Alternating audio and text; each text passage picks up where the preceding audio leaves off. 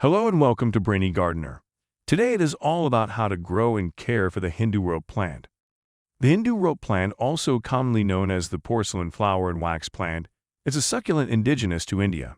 It has thick, waxy leaves that are dark green and grow in tightly knit spirals. They have a trailing habit, making them ideal for a hanging basket in the living room. Hoya Carnosa is a popular houseplant because it is easy to care for and tolerant of a wide range of conditions. It is gorgeous, unique, and most importantly, quite forgiving, making it ideal for home gardens. This plant requires a lot of bright, indirect light to thrive. It does best on a windowsill that gets the morning sun. Just make sure that the sunlight doesn't become too intense. Hindu rope plant needs a moderate amount of water. Make sure to water the plant when the top few inches of soil are dry to the touch. Allow the soil to drain off the water completely between watering so that it does not become waterlogged. Waterlogged soils are a big problem for these plants.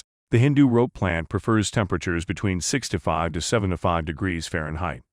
It thrives in average room temperatures, making it easy for beginners.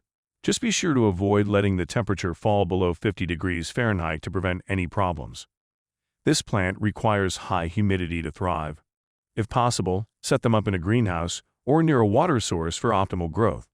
Alternatively, you can opt for the tried method of standing the plant in a water tray filled with pebbles. Fertilization is usually not necessary, but you can if you want to.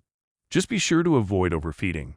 Use a balanced liquid plant feed that is diluted to half the recommended dosage. Fertilize your plant only once every month when it's in growth. You can propagate this plant by taking stem cuttings. Take a cutting of about 5 inches and remove the leaves except for 2 or 3 at the top. Then place it in a potting mix.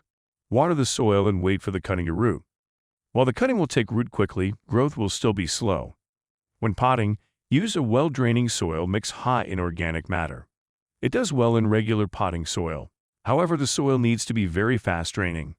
Use a container with drainage holes or be prepared to drill your own. Containers without drainage may retain too much moisture and cause the plant to rot.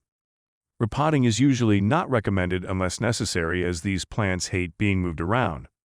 Leaving the plants in their pots is generally advised unless the drainage holes are being blocked due to significant overgrowth. Hoya Carnosa is not toxic for pets if ingested.